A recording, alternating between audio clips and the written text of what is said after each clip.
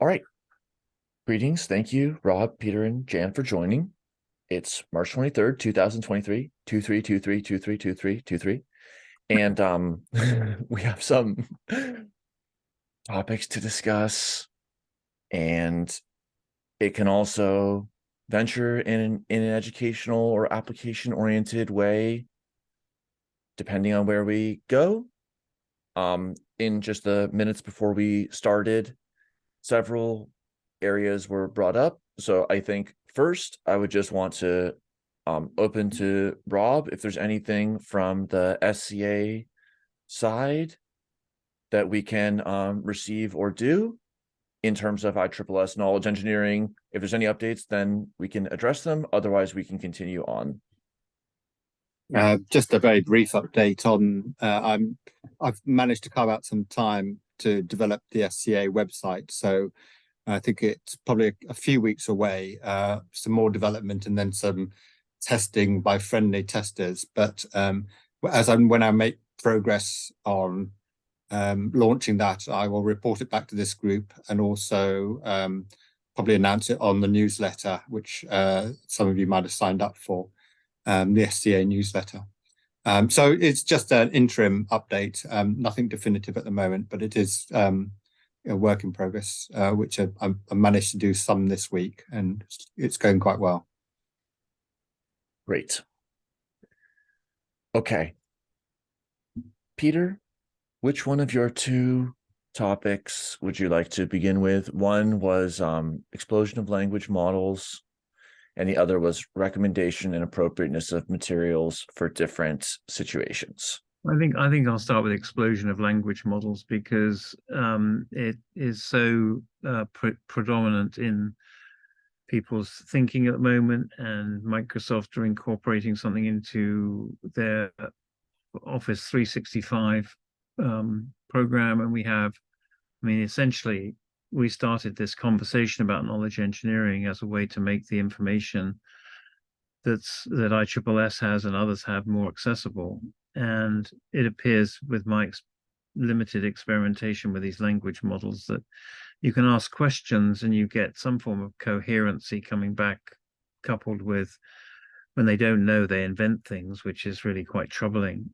But I'm wondering if we could have specific if we could find if we have any members who have expertise, or whether we could contract even with someone to develop a chat GBT or an interface to the PDF or all of the records that we have, so that we could have our own proprietary ability to interrogate all of the material and help accelerate, using of that which has gone before in structuring comments. Maybe we need whether this topic could be a central topic of this particular meeting every 2 weeks, or whether we need to have a chat GBT working group that could be a separate group. You're actually asking it questions at the moment? Well, this is a nat.dev. So here's a GPT-4 interface. And while the chat interface has become enthralling to many, as chats with humans are, other formats, including tabular and beyond, allow advanced usage, although the chat does as well. And like this nat.dev space, other than allowing the selection of different language models, including open source ones and so on, and parameterization, what I found very useful about it having this kind of sketchpad format is I just pasted in the titles from 1959 yearbooks. Okay. Above are the titles from some papers from ISSS 1959. Can you write a summary? I mean, so these models, the big part is the training, but these prompts can actually be tremendously rich and include significant amount of private corpus information. So I think day by day, our human attention is moving towards centering why we want to use the knowledge and how we want to use it, Hmm. and being co-informed by new ways that it's possible to use it. Absolutely. However, many of these materials have incredible contributions to make through their language use without necessarily a person reading them directly. Correct. So we had identified and discussed that several months ago, and Right. about like the implications for production and utilization of systems materials. Mm. And now the affordances are at hand. Mm-hmm. Exactly. Well, I just find it interesting when you do ask a question and how you structure your question, the response you get, and the more detailed the question, the more, detailed the answer in a sense. But also I found that as the questions are asked and there's feedback given, it learns from the responses that you might give or the questions. And so, what is doable right now that's appropriate to help ISSS and the systems community and Rob and anyone else that's interested in this topic to move more rapidly using the technology that's currently available to us, either for free through open source, or in constructing some statement of work that we would like to see.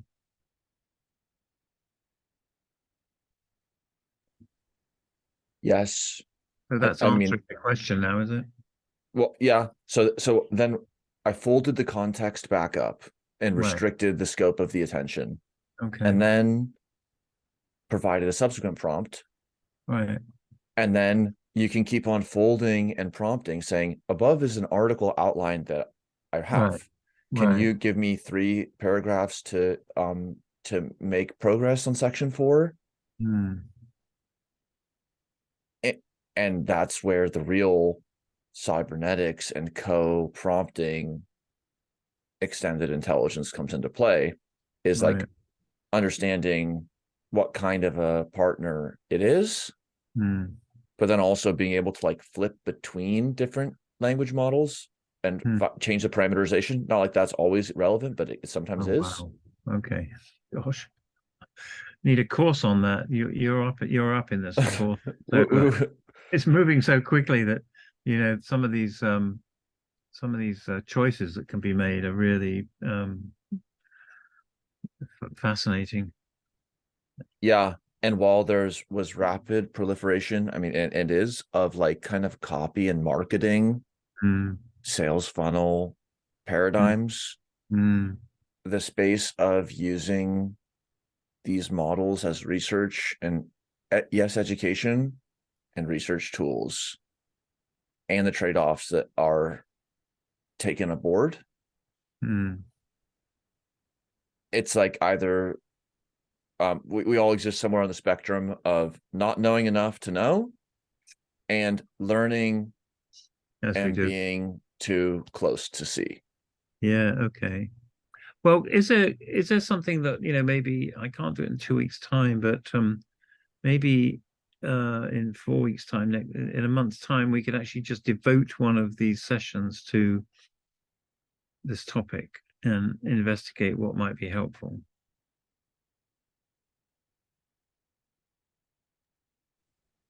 Yeah, I think it actually comes perfectly to this second topic. So we can just Right. So, bracket the first discussion just by understanding the capacities yeah, for inference right, on language corpuses and accessibility are significantly higher than they have been in the previous one, right. 10, 100 years. Well, absolutely, sure. Okay. 1 year. It's rapid. It's moving rapidly. It has all kinds of consequences, and I just think we should have some operational experience of it in a particular area. And I'm not quite sure exactly what those steps are, but it would be good to devote a session to it, maybe. Awesome. Yeah. Would- I mean, even 2 weeks from now, Well, you could. Yeah, I mean, I'm just Yeah, going to we be can. doing There's something nothing else. to prepare. Yeah, It'd be with my daughter, but so oh, you can okay. absolutely go ahead. Please don't wait for me. I would just like to, I can do it in a month's time, basically. Okay, Or let's do that in 4 weeks 1 month. time, anyway. 4 weeks as Yeah, well. meeting 16. Okay. So this will be I, knowledge engineering 16. Okay. I'm not up on Chat GPT, but it might be worth putting something on the message boards or announcing it to say if anybody does have some expertise and wants to participate in this meeting, so they could then pencil it into their calendar. Good idea. We could send out a general email on that effect. Yeah, as you said, Peter, if there's members in there who are interested, they would probably want to join. Well, and I'm also been a bit backwards and forwards with Rulin about doing this, having a discussion on this topic in South Africa as well. Okay, so this will be April 20th, 2023 at 18 UTC. Okay, perfect. Thank you. Will you will you do that email then, Daniel? Yeah, Oh, who shall I send to? I think you could send it to all active members. I mean, you don't know who might be interested. I would just send it to all active members. Okay. What time did you say? Sorry, Daniel. Same 18 time. UTC. So That's now. yeah, same Right, time. it's just a daylight saving time. I wasn't quite Oh. sure how it's all moved around. But... Yeah, but that's why I UTC know. is good, right? Right, cool. Okay. Yeah, Yes, but it'll be 7 o'clock for you. Well, yeah. Okay.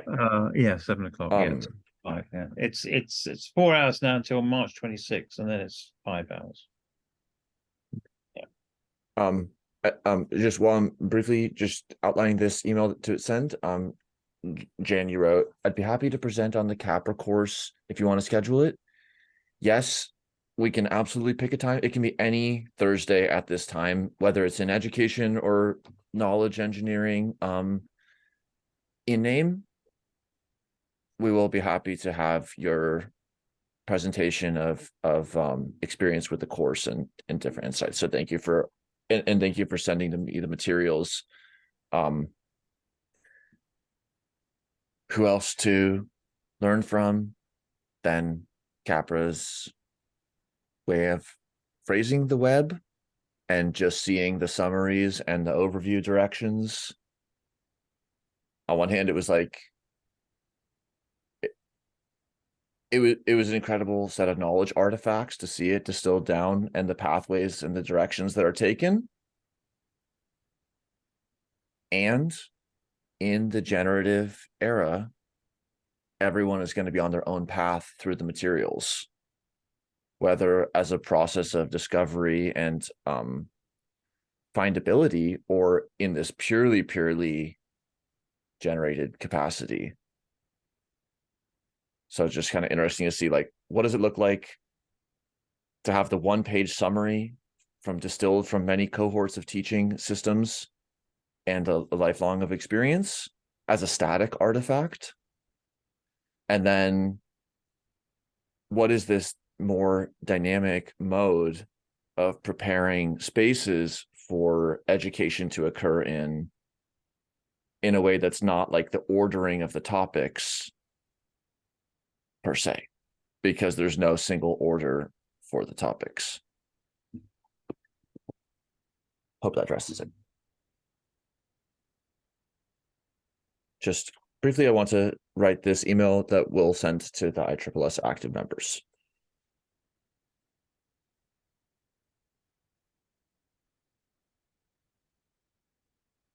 You want to do that now? Is that what you mean? Just make sure it's just going to say, this is the time. It's in the add links, like previous recordings and stuff.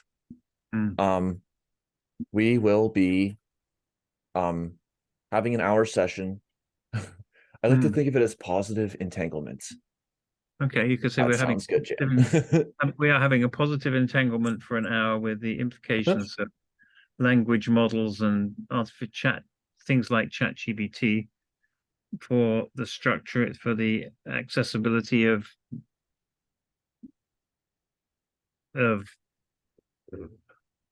what Language system models and system language science. system science, yeah, based on the records of the society over the last 60 years or so, 60 plus years. I mean, that's what we're trying to, well, that's what I'm trying to do, right?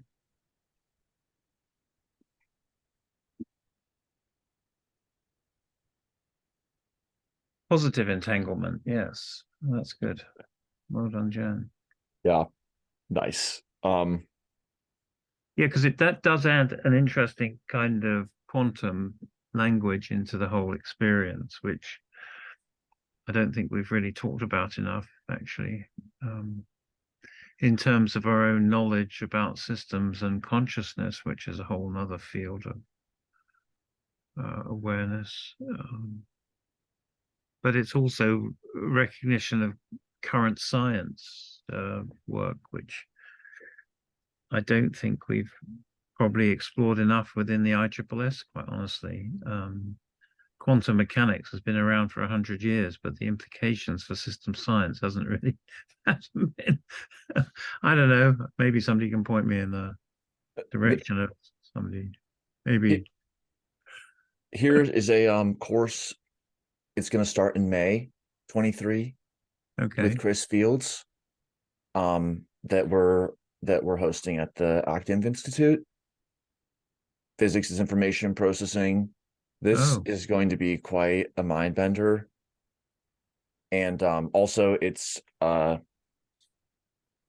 quantum information theory as thinking tools, not calculating tools. So I don't think it's going to go get lost in the weeds. I think it's going to give a really high level overview, and Chris Fields is really the best person to do this right now. So it's in the link is in the chat, and all the information is. Oh, really? Oh, thank you. That's really helpful. Yeah. Okay. So this we can just kind of do that, but I'll just want to note that for myself. Yeah, to thank send. you so much. All Yeah, right. that's really interesting. So, presupposing that our archives are in a better and more discoverable shape, and presupposing that our abilities to interface with them are augmented, what kinds of questions or concerns are you raising here, Peter? Well, good question.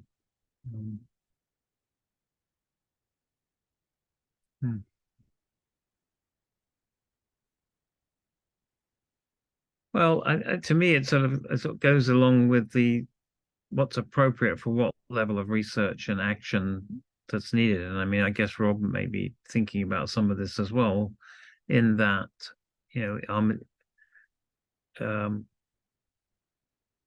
given the membership in ISSS and the systems community at large, we have everybody from serious system scientists to people who are kind of involved in what I had somebody call the pop systems world of lightweight systems thinking. And it's sort of which is a bit derogatory, I suppose, but how to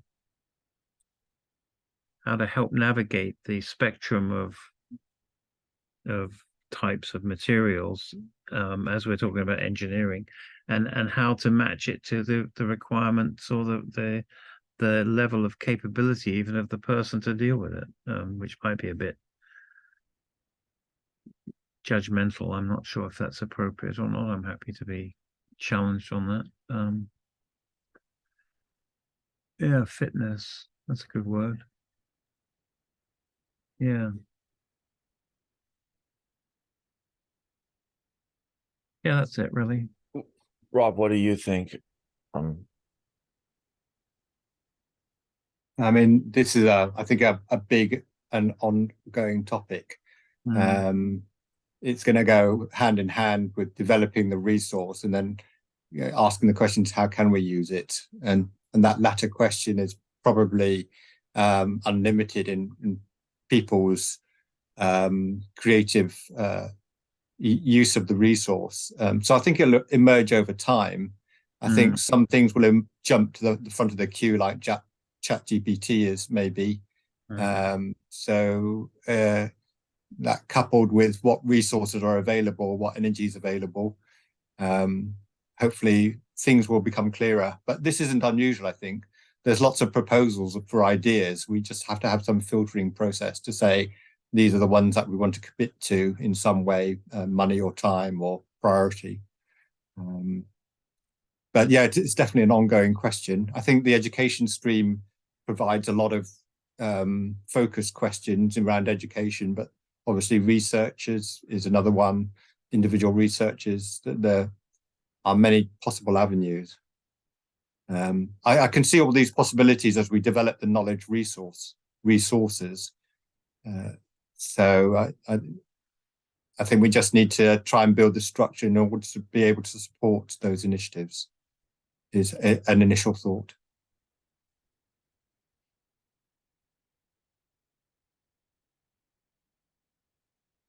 Yeah, I think we all agree like on that like level of the meta that the library is used for multiple purposes.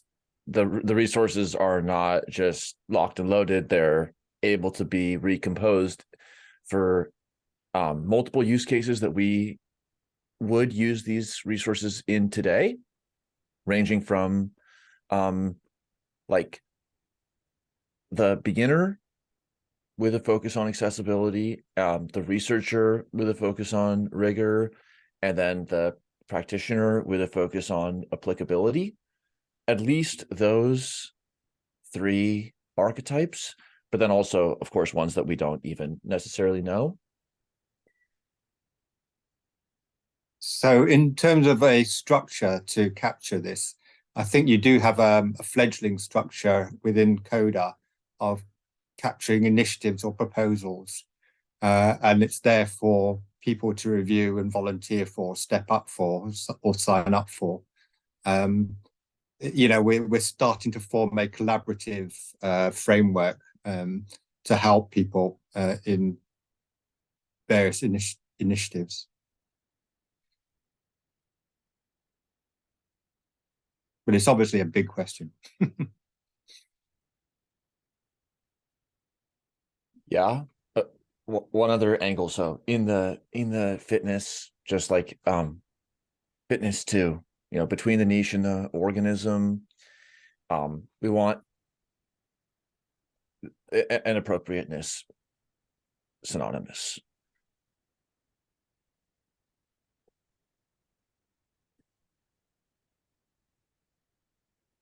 Overfitting, like false positives and false negatives. Those are kind of in the interface moment.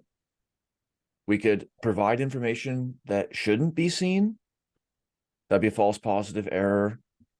And that would be like if there was a document that somebody didn't have access to see, or from a copyright perspective, or simply information overload, false positives. Or false negatives, there really was something relevant in our database, and with our one shot to convey the information, we did not provide the information. Not that is, yeah, just, but if we minimize false positives and false negatives, we will have provided the right response. But not, and then that can only happen when the inquiry has been structured in a way that at least helps us know something about their location and intention. It's a learning curve, I think, an organizational learning curve that the ISSS will go up, build up the capabilities and the maturity to support or to play a role in supporting these initiatives in the systems community.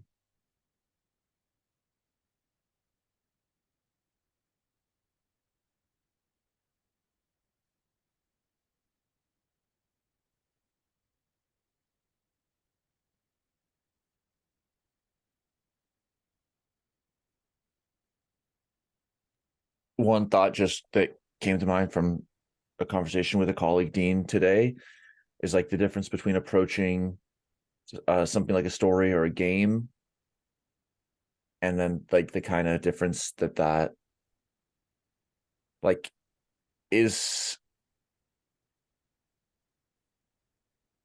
when people are showing up to learn about systems. Now, whether they're learning about it because out of curiosity alone, or they're learning about it to accelerate to the frontiers so that they can perform research, or they're learning about it well enough to act. Are they approaching that as a story? In what ways are they approaching that as a story from which to make sense of? And then in what ways are they already seeing that engagement as like a game? It can be a serious game, but already like that they are not just viewing the materials, but rather that even with their engagement, they're already playing a more active role than novel reader.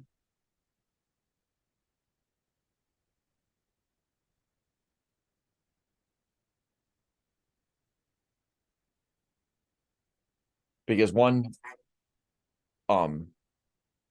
mode, like in some hypothetical knowledge engineering universe, we'd be like, there is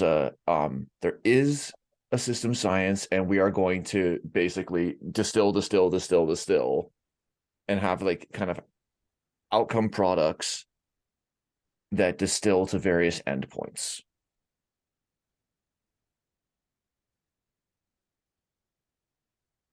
which are useful contextually, but how to also make it bi-directional. Not sure. Just thinking about this as we even figure out like what is our frame that will help us amidst changing opportunities and capacities. Keep it chill. Do the right thing for ISSS and for a systems niche. This sounds like some interesting vision building. I'm sure we can talk around these things and try and build some future imaginings.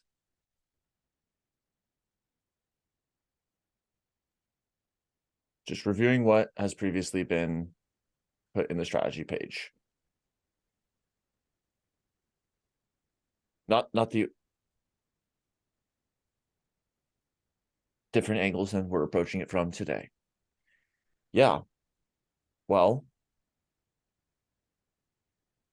what does that look like to whom and why?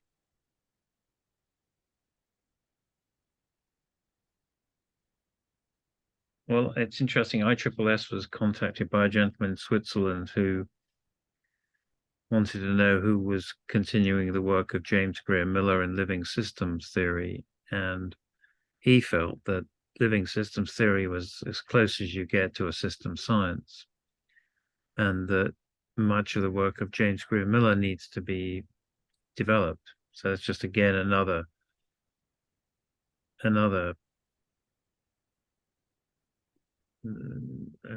definition of system science that could be used to help shape the discussion, and to take another look at what James Graham Miller was saying in terms of organization by levels, and to go to my other agenda item, and then his sub processes of each system as a framework. So I suppose one could, because Jan's PhD was on viable systems model, if I remember correctly, and that's a whole nother organizational model around viability, for example.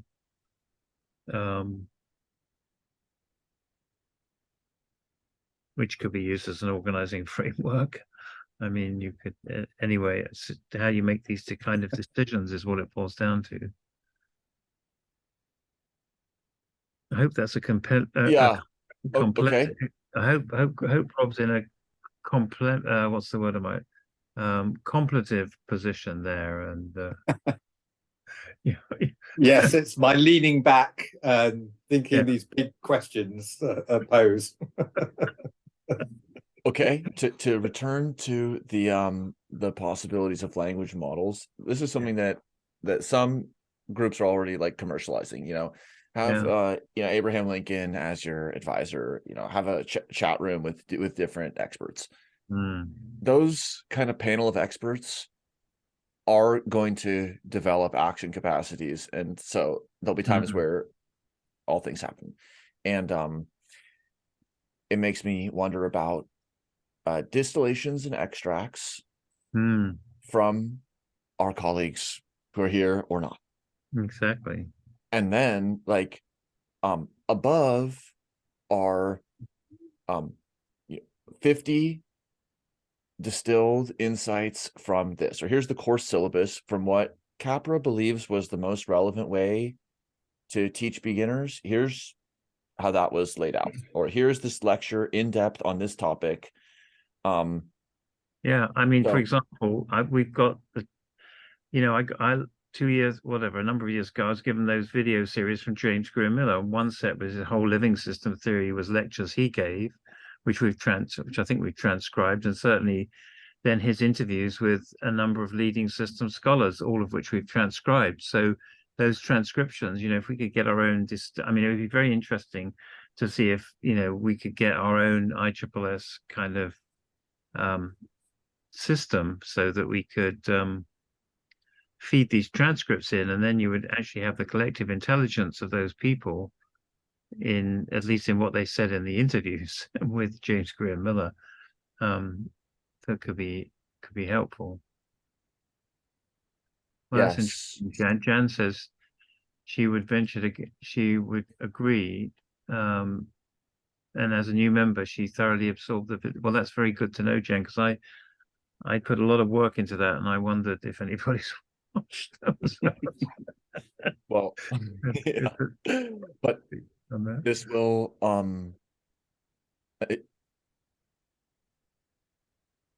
unshackle the semantics from needing a person to linearly read or see them, Yeah, that's another good way of saying it.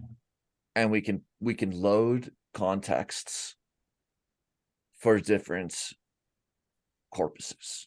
Can you We do can that have how does it work within Coda?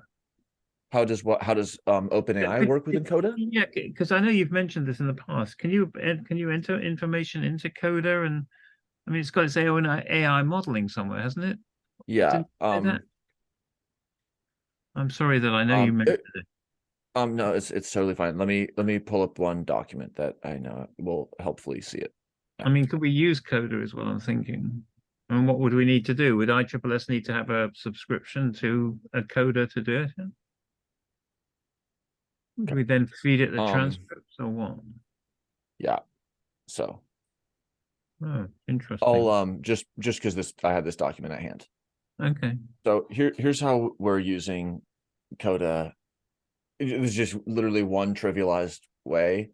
And yes, ISSS could have an account. I mean, education at ISSS.org could be, or some other email address, but Right. Well, that might be good. okay. So the approach that I've set up here, the query column is going to be the actual prompt as delivered. And write for me is going to trigger GPT. I believe this is using GPT 3.5, but that's a small difference. Right. So then I have a set of columns. Here's just two, but I've done much, much, much longer. And then the query is just concatenation of the columns. So Okay. here would be, please write several paragraphs on the following topic, Right. XYZ. Now, does But that then, happen automatically, or is that that's cut and paste, is it? so these columns, this is like concatenate in Excel. It is, in fact, the formula is literally concatenate and then these two columns. So this, but then let's actually do one. So please write several paragraphs on the following topic. And then here, let's copy in our notes.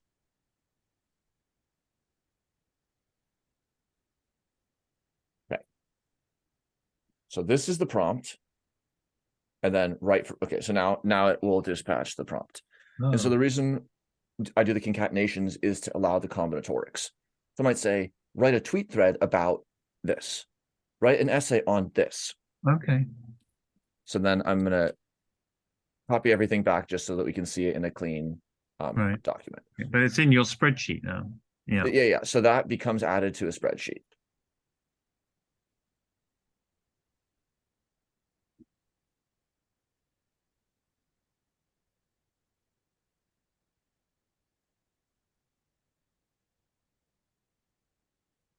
Yeah, there you go.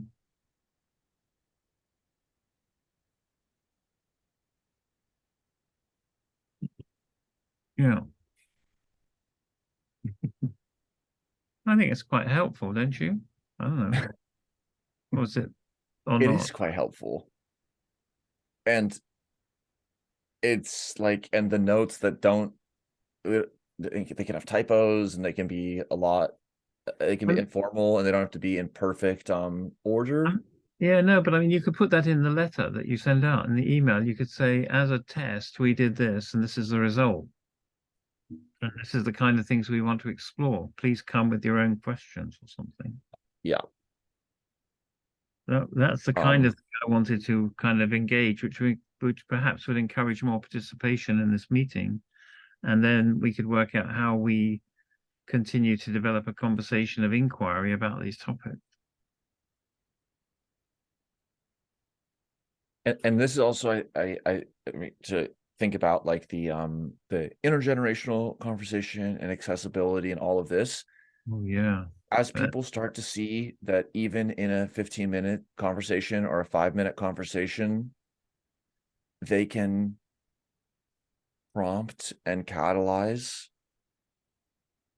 Well, that's a really I love you brought that, that kind of goes back to perhaps my agenda item. I didn't really talk about it in terms of intergenerational, but that is really another piece of this puzzle. And what I'm observing is some difficulties with intergenerational communication, based on the evolving cultural contexts, not only with the language that one of my children, who's an adult child of 42, uses, but also organizationally and culturally as well, because we're now working in an increasingly multicultural, intergenerational world. The um, the language use is changing. The resilience to particular words and sentences can be low, meaning that it can trigger an emotional response more acutely than perhaps might have occurred previously. And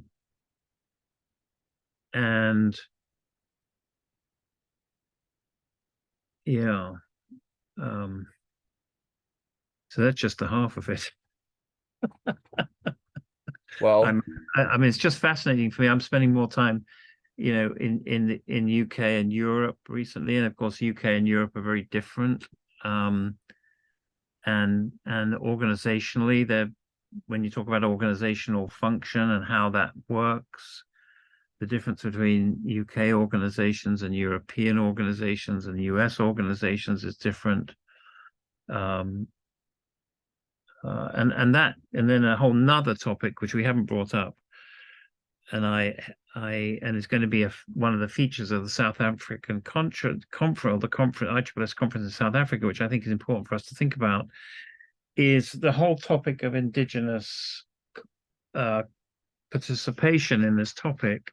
I'm currently reading a book called Decolonizing Methodologies, Research and Indigenous Peoples by Linda Tuhi Y. Smith. And the issue of colonization of the mind, yeah, there you go, is absolutely challenging for us to think about in our Western science frame. And I would encourage you, each of you, to look at that if you have time and read some of the essays.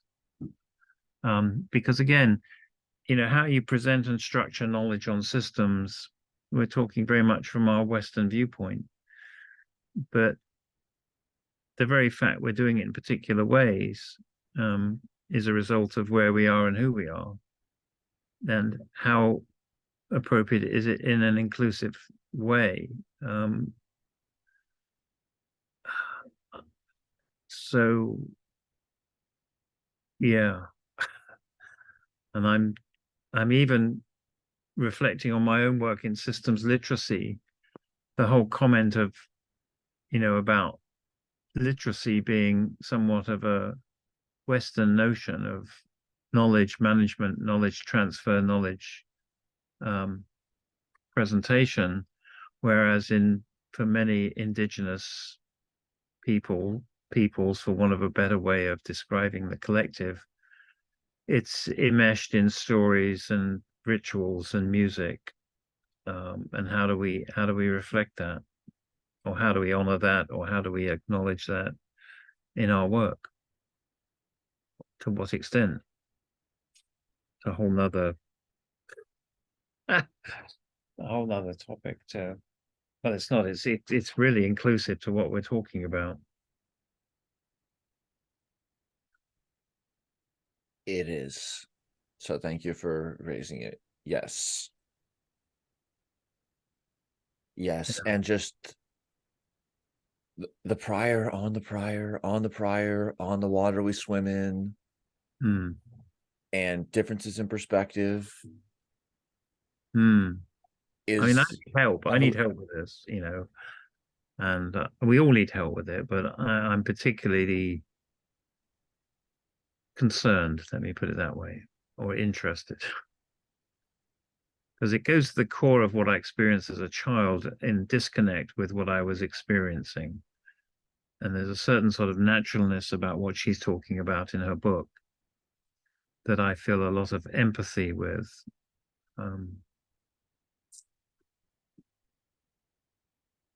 Yeah, that's right, Rob. They did just, I should have joined that conversation, but it's very topical, and perhaps we should actually talk to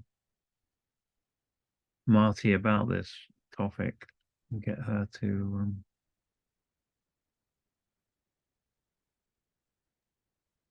Yes, there was lots of discussion during the ISSS Book Club sessions on Sand Talk by Tyson Duncan Porter about the value of indigenous knowledge, but how it was just a very, very different way of looking at the world than traditional Western and modern viewpoints, and that we could benefit from all of those different viewpoints, not only indigenous but Eastern as well, and so on. Of course. But as we're talking about knowledge engineering or knowledge management or knowledge representation or knowledge creation, how do we represent? How do we do that in like, you know, even these hourly conversations we have every 2 weeks on the topic, you know? And one of the conclusions is that we need a different language, really, a different way of talking, different literacy, you know, around metaphors and stories and images and symbols as well. We should schedule that in, you know, in May, maybe, you know, sort that one out. Well, absolutely. I mean, because Daniel, you do a remarkable and commendable job here with capturing things in organizational form, in words, in what we're talking about. But maybe we should have a Miro board or something, or some kind of other graphical play area that we could put this and other things in, or maybe there's a similar kind of thing within Coda that I haven't seen yet. Probably is something. having many ways to inquire, and act seems tantamount. And that includes like sensory differences in capacities through semantic and cultural. So I think Absolutely. systems is the right place Yep. to be having that conversation, because like we're comfortable with the macro and the micro, Yeah. And the and meta. on taking Well, and yeah. perspective swappings, and also on like the technological part, in different ways, which is a piece of the discussion. And I think for like our effort and for ISSS to make meaningful documented stands, Mm. to speak when we should and not when we shouldn't, and how we should, and like right action and all of this. Jan, I'm going to copy your comment in. This may tie into the physics of perception of actions context that I'm delving into.